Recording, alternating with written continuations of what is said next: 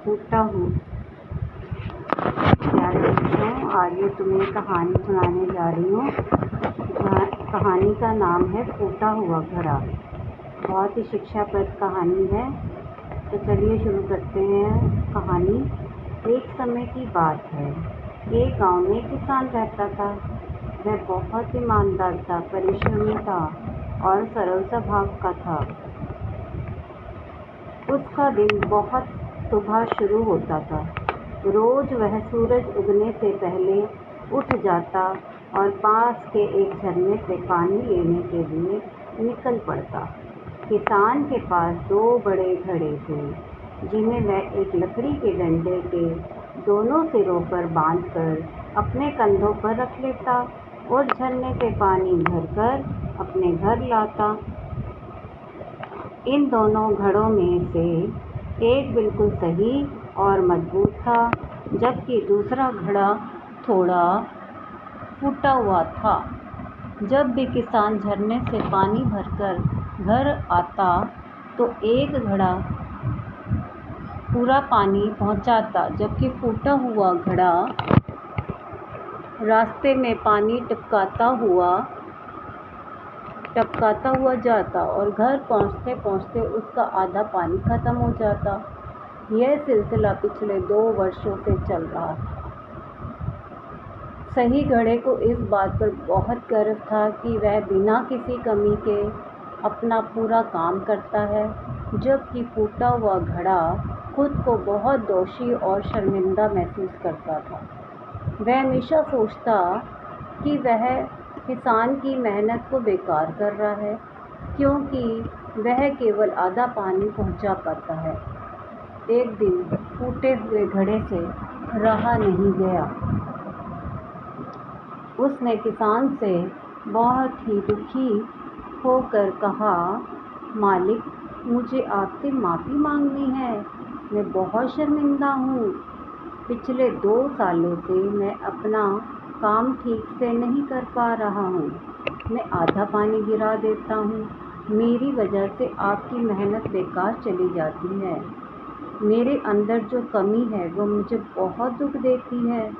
किसान यह सुनकर मुस्कुराया और बड़े प्रेम से बोला, तुम्हारी बात सुनकर मुझे दुख जरूर हुआ, पर तुम जिस बात को अपनी कमी समझ रहे हो ना, वह असल में एक वरदान है। मैं तुम्हें कल एक बात दिखाता हूँ, जिससे तुम्हारी उदासी हमेशा के लिए ख़त्म हो जाएगी।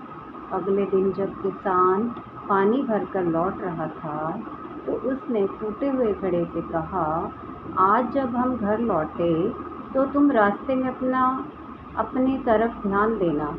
तुम देखोगे कि तुम्हारे और रास्ते भर रंग बिरंगे सुंदर और खुशबूदार फूल खिले हैं। फूटा हुआ घड़ा रास्ते भर फूलों को देखता रहा, लाल, पीले, नीले, गुलाबी फूल। वह फूलों की सुंदरता में खो गया। उसकी उदासी थोड़ी कम हुई, मगर जैसे ही घर पहुंचा और देखा उसका आधा पानी फिर गिर चुका है, तो वह फिर से मायूस हो गया और बोला, मालिक, फूल तो बहुत सुंदर थे, पर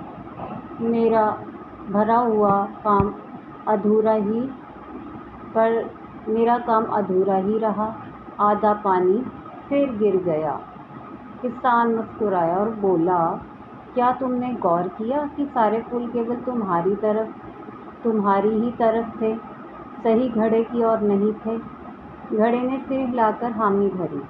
किसान बोला, क्योंकि मुझे पहले ही पता था कि तुम फूटे हुए हो, इसलिए मैंने तुम्हारी ओर वाले रास्ते पर फूलों के बीज बो दिए थे। रोज जब तुम अपना पानी टपकाते थे तो वही पानी इन बीजों को सींचता था, और आज उन्हीं फूलों में से मैं अपने घर को सजाता हूँ, भगवान की पूजा करता हूँ। यह सब तुम्हारी ही वजह से संभव हुआ है। अगर तुम जैसे हो वैसे ना होते तो यह सौंदर्य कभी ना होता। फूटा हुआ घड़ा यह सुनकर भावुक हो गया।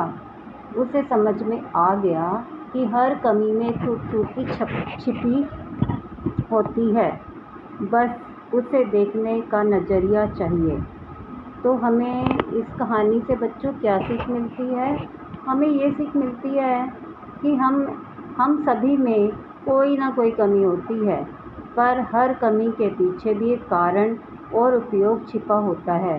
यदि हम उसे सही दिशा दें तो वह भी किसी की ज़िंदगी को खूबसूरत बना सकता है। आशा करती हूँ आपको ये कहानी पसंद आएगी।